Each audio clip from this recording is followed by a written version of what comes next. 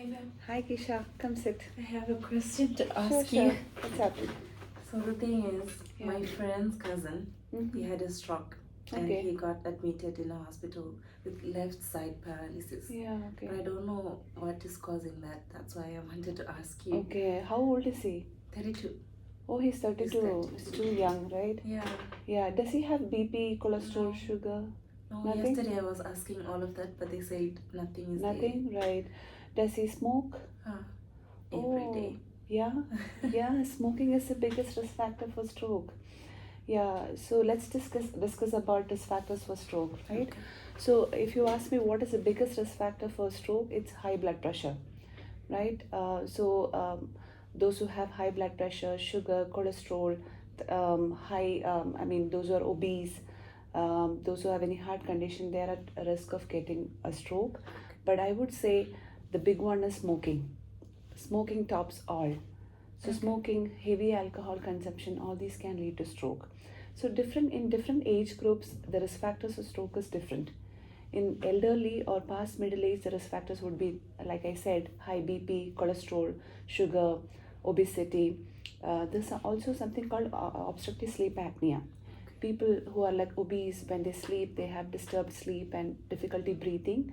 Even that has been shown to cause stroke. And sedentary lifestyle, that is not having proper exercise, diet, all these can lead to stroke. But in young individuals, when they get a stroke, we should evaluate thoroughly.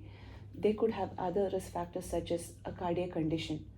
Especially when a young individual comes with recurrent strokes, then we should do a thorough cardiac evaluation. We all know that our heart beats regularly, right? Sometimes the heart can beat irregularly. That condition is called atrial fibrillation. That can lead to clot formation, which can travel up the brain and can cause strokes. So, in young individuals, this evaluation for atrial fibrillation or irregular heart rate is very important. Also, there's something called TEE, trans-esophageal echo, not the regular echo. So that tests for any clots in the heart, which can again cause stroke, or something called a PFO. PFO means it's a connection between the chambers of the heart, which should not be there normally there, which should not be normally there. So that cannot be found out in a regular echo. So TEE should be done to find out those things. Even that can cause strokes. So these are the main risk factors in young individuals. Also alcoholism, like heavy consumption of alcohol, then drug abuse. All these are the risk factors. Then in small children, sickle cell anemia, dehydration. Even small children can get stroke, but again the causes would be different, like dehydration, sickle cell anemia, again cardiac conditions. So it's not just high BP or high cholesterol that causes stroke. Smoking is also a biggest contributor, and the reason why, how do we get stroke? The stroke or heart attack, both are similar things, just that one thing occurs in the heart, the other one occurs in the brain. So both are similar things. So why do we get stroke? It's all dependent on the integrity of the blood vessel or the health of the blood vessels. So the smoking, cholesterol, BP, all these affects the blood vessels in a very bad way. So those risk factors that are modifiable, like if you have high BP, cholesterol, if you're a smoker, if you drink, then you should modify it. There are some non-modifiable risk factors such as age. You cannot do anything about it. Or if you have a strong family history, these things you cannot change. But the modifiable risk factors, we should control them, and then we should do the needful.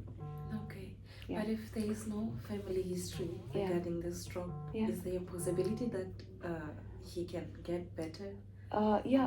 You said he used to smoke, right? Yeah. So if he stops smoking, if he sticks to the medicine, like he takes the appropriate medicine prescribed by the neurologist, and if he leads a healthy lifestyle, that is exercise, good diet, then the chance of getting a recurrent stroke is much less. Okay. Yeah. Interesting. So I'll just inform them also. Yeah. Okay. So that's all what they have to do. Yeah, I'm sure the neurologist treating him would be doing like all the tests necessary and treating him well. Okay.